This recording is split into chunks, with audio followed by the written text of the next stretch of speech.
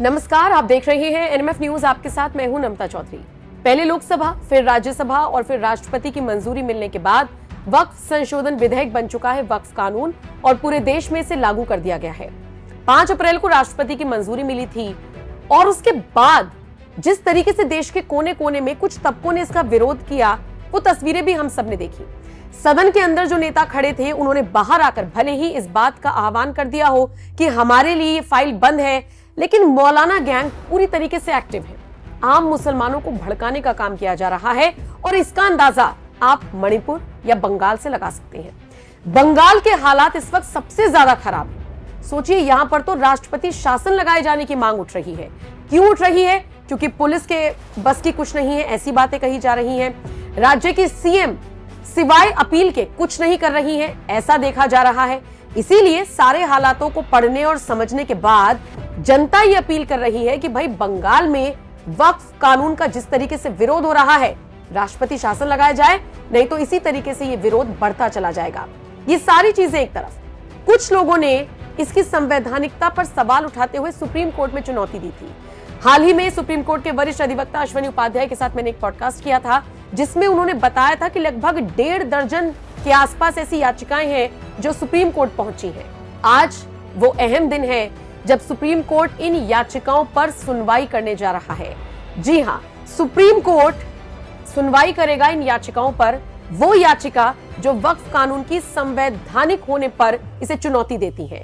वो याचिकाएं जिनमें कहा गया है कि ये पूरी तरीके से असंवैधानिक है और इसे खत्म किया जाना चाहिए। मतलब वक्फ कानून 2025 को चुनौती देने वाली जितनी भी याचिकाएं सुप्रीम कोर्ट में हैं, आज उन सब पर सुनवाई होगी। आप जानते ही हैं, इस कानून के खिलाफ इमरान प्रतापगढ़ी हो या फिर एआईएमआईएम नेता असदुद्दीन ओवैसी या फिर तमाम मौलाना या फिर पर्सनल लॉ बोर्ड, ये सब सुप्रीम कोर्ट गए हैं, इन्होंने याचिकाएं लगाई हैं। तो ऐसे में chief justice Sanjiv Khanna, justice Sanjay Kumar, justice K V Viswanathan की खंडपीठ इस पर सुनवाई करेगी। ऐसी 10 याचिकाओं को सिलेक्ट किया गया है जिन पर आज सुनवाई होनी है। लेकिन इन सबसे पहले अब देखिए, न्यायपालिका पर तो कम से कम भरोसा होना चाहिए इन मौलानाओं को, शायद नहीं है। तभी तो अभी फैसला आया भी नहीं है, अभी सुनवाई शुरू भी नहीं हुई है और कुछ इमाम धमकी देना शुरू कर चुके हैं। समुदाय विशेष की तरफ से लगातार धमकियां दी जा रही है। कह रहे हैं कि हम इस कानून को नहीं मानेंगे, ये हमारे लिए नहीं है, ये हम पर लागू नहीं होता है। और इन जैसे लोगों को हवा दे रही है बंगाल की मुख्यमंत्री ममता बनर्जी, जो कहती हैं कि हम इसे राज्य में लागू नहीं होने देंगे। फिर उन्हें अमित शाह का भी बयान याद रखना चाहिए, जिसमें वो कहते हैं कि देश में कोई कानून लागू होगा तो वो सबके लिए है। बीजेपी के नेता प्रतिपक्ष बंगाल में शुवेंदु अधिकारी लगातार इस मुद्दे को उठा रही हैं और इसी दौरान उन्होंने एक ऐसा वीडियो शेयर कर दिया जिसमें एक इमाम धमकी दे रहा है, सीधे तौर पर सरकार को धमकी दे रहा है, सुप्रीम कोर्ट को धमकी दे रहा है। वो कहता है कि 16 तारीख को सुनवाई है, 16 तारीख आज है। वो कहता है हम उस तारीख तक इंतजार कर रहे हैं, अगर कानून हमारे पक्ष में जाता है, यानी अगर सुप्रीम कोर्ट आदेश देता है कि ये अमान्य है और इसे कानून नहीं माना जा सकता, तो ये हमारे पक्ष में होगा, हम कोई कार्रवाई नहीं करेंगे, हम शांतिपूर्ण रहेंगे। लेकिन अगर कानून हमारे खिलाफ जाता है या बदलाव किया जाता है तो हम इसे जाने नहीं देंगे। सड़कें और गलियां हमेशा जाम रहेंगी, हम सबसे पहले ट्रेनों को रोकेंगे, हम शहरों में ऐसा नहीं करेंगे, हम ऐसा गांव में करेंगे। हम कार, बाइक, ट्रेन, सड़कें रोकेंगे, सब कुछ रोक देंगे। सिर्फ पश्चिम बंगाल ही नहीं, पूरे भारत को ठप कर देंगे। शुवेंदु अधिकारी ने एक लंबा चौड़ा पोस्ट किया और इसी के साथ उन्होंने ये वीडियो शेयर किया है। इस इमाम की बातें सुनकर आप अंदाजा लगा सकते हैं कि बंगाल के हालात बिगाड़ने की साजिश कौन रच रहा है, किसके हाथ रखने के बाद ये साजिश रची जा रही है। शुवेंदु अधिकारी ने सवाल पूछा है। वो कहते हैं, अजीब बात है, ऐसे लोग जो गंभीर परिणाम भुगतने की धमकी दे रहे हैं, उनके खिलाफ पुलिस द्वारा मामला दर्ज नहीं किया जा रहा। कानून और व्यवस्था राज्य का विषय है। ममता बनर्जी ऐसे कट्टरपंथियों को गिरफ्तार करने के बजाय कल ऐसे नेताओं के साथ वक्फ संशोधन अधिनियम के खिलाफ मंच साझा करने जा रही है, जो अब देश का कानून है। आप जानते ही हैं, सिर्फ बंगाल ही नहीं, असम और त्रिपुरा को भी जलाने की कोशिश की गई, लेकिन असम त्रिपुरा में इलाज हो गया। बंगाल नहीं संभल रहा है और ऐसे में अगर ये इमाम इस तरह की धमकी देंगे तो फिर क्या होगा। फिलहाल हाल ही में उत्तर प्रदेश के मुख्यमंत्री योगी आदित्यनाथ ने जिस तरीके से कहा कि लातों के भूत बातों से नहीं मानते, शायद उनकी बात को अब बंगाल में अप्लाई करने का वक्त आ गया है।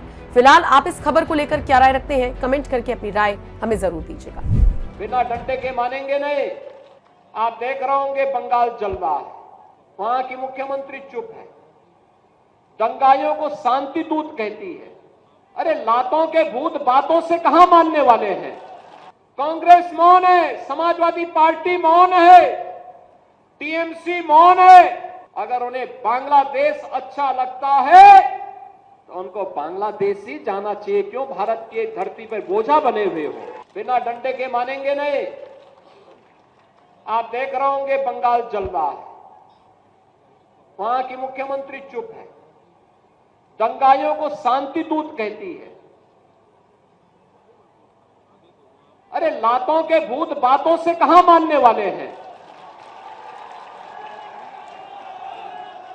लेकिन सेकुलरिज्म के नाम पर इन लोगों ने दंगाइयों को दंगा करने की पूरी छूट दे रखी है। पूरा मुर्शिदाबाद पिछले एक सप्ताह से चल रहा है, सरकार मौन है।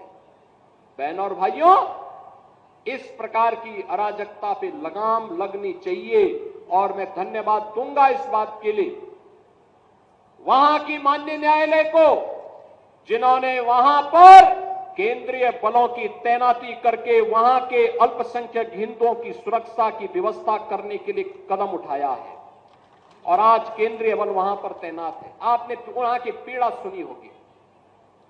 सब लोग मौन है। कांग्रेस मौन है मुर्शिदाबाद के दंगों पर, कांग्रेस मौन है, समाजवादी पार्टी मौन है, टीएमसी मौन है। वे धमकी पे धमकी दिए जा रहे हैं, समर्थन कर रहे हैं। बांग्लादेश के अंदर जो हुआ था उसका समर्थन कर रहे हैं बड़ी बेशर्मी के साथ। अगर उन्हें बांग्लादेश अच्छा लगता है तो उनको बांग्लादेश ही जाना चाहिए, क्यों भारत की धरती पर बोझा बने हुए हो, क्यों भारत की धरती पे बोझा बने हुए हो। हम आभारी हैं प्रधानमंत्री मोदी जी के और गृह मंत्री अमित शाह जी के, जिन्होंने वक्फ संशोधन अधिनियम को पारित करके गरीबों की जमीनों पर, सार्वजनिक जमीनों पर पड़ने वाली डकैती पर लगाम लगाने का काम इस अधिनियम, संशोधन अधिनियम के माध्यम से पारित किया है। अब ये जमीन जो वापस आएगी, बहनों और भाइयों, इसमें हॉस्पिटल बनेंगे, इनमें गरीबों के लिए मकान बनेंगे, हाई राइज बिल्डिंग बनेगी, यहां पर स्कूल बनेंगे, विश्वविद्यालय बनेंगे, निवेश के लिए लैंड बैंक बनेगा। लेकिन किसी को जमीन पर कब्जा करके गुंडागिर्दी करने की छूट अब नहीं मिलेगी।